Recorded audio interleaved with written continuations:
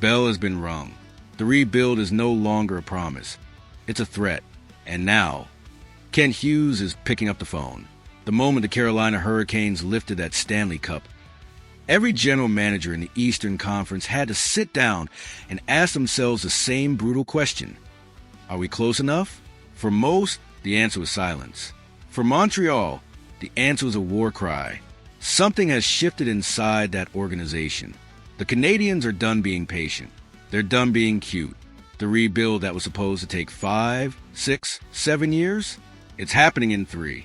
And with a war chest full of cap space, draft picks, and one of the deepest prospect pipelines in the entire league, Kent Hughes isn't just window shopping this summer. He's ready to write checks.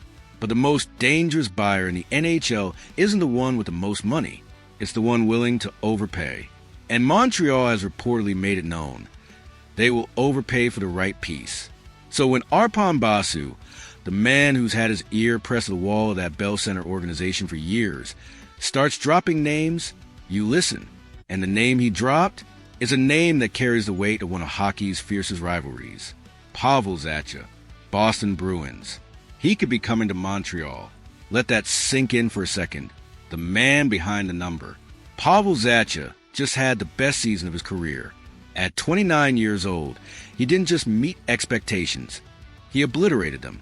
30 goals, 35 assists, 65 points in 78 games. That's not a rental player talking.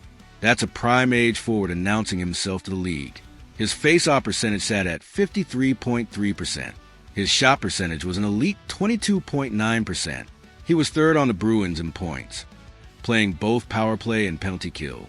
This isn't some guy padding numbers on a depleted roster. This is a legitimate two-way center who just hit his peak.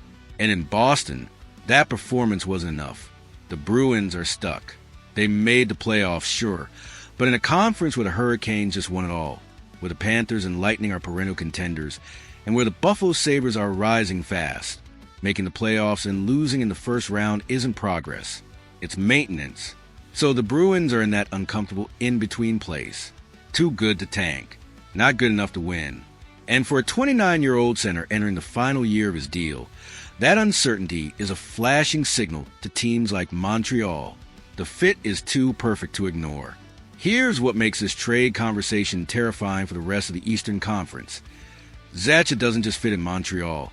He fills the exact hole that's been nagging at this roster. Nick Suzuki is your first-line center. That's settled. He's elite, he's signed long-term, and he's only getting better. But directly behind him, there's a gap.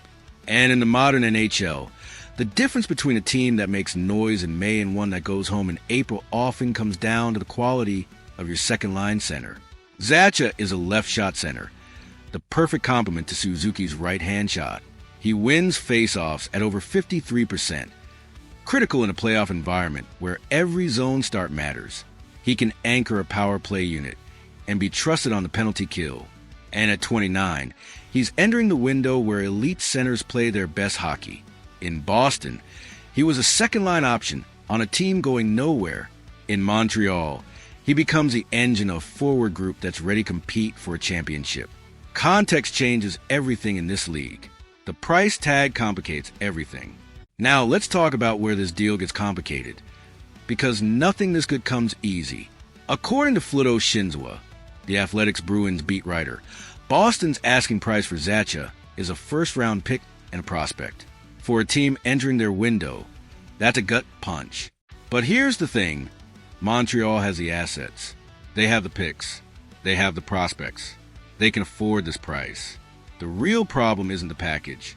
It's the clock. Zacha has 1 year left on his $19 million deal. If Montreal pays a first-rounder and a prospect, they cannot, absolutely cannot, allow this to be a 1-year rental. That would be organizational malpractice. You don't mortgage future draft capital for 12 months of a center, no matter how good he is.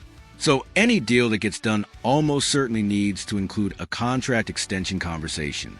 And that's where it gets delicate. At 29, with a career year freshly stamped on his resume, Zacha's agent is going to push for term. For years, maybe 5. The kind of deal that takes him to 33 or 34. That's the kind of commitment that makes front offices nervous. Not because Zacha isn't worth it today, but because centers don't age the way they used to.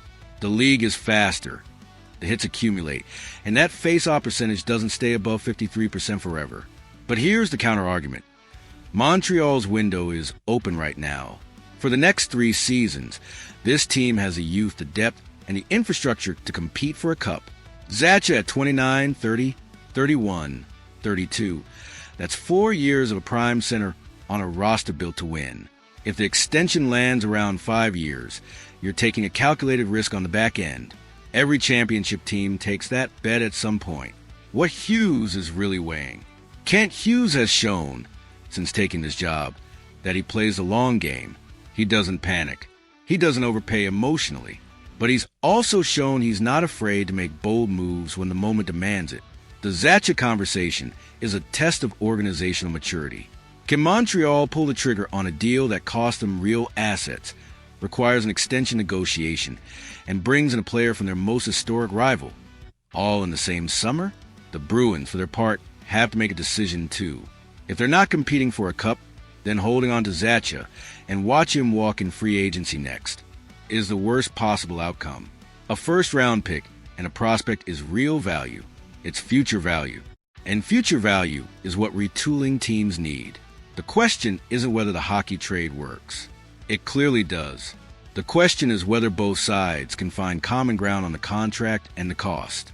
The rivalry angle nobody's talking about enough. Let's not pretend this is just a hockey transaction. Pavel Zacha wearing a Canadiens jersey would be one of the most talked about images of the 2026-27 NHL season. A Bruins fan favorite, a man who bled black and gold for 4 years, suiting up in the blue, blanc, et rouge. The rivalry between Montreal and Boston is the oldest in the NHL. Its blood, its history, its forum ghosts and Bruins legends, and decades of hatred carved into the ice at the Bell Center and TD Garden. When players cross that line, it means something. It charges something. For a young Canadiens team still writing their identity, bringing in a former Bruin, and making him a Hab sends a message to the entire league. We are not playing games anymore. So here's the question that's going to split the comment section wide open. Should Kent Hughes mortgage a first-round pick and a prospect for a 29-year-old center with 1 year left on his deal? Or should Montreal hold those assets and pursue a younger, longer-term solution at the center position? The window is open. The assets are there. The fit is real. Is Pavel Zacha the move that defines this era of Montreal Canadiens hockey? Or is he a beautiful trap that costs them their future? Drop your take in the comments. And if you believe in this rebuild, if you believe in what Hughes is building, smash that like button and subscribe, because this summer is just getting started, and the Habs aren't done making noise. The glory days aren't coming back. They're already here.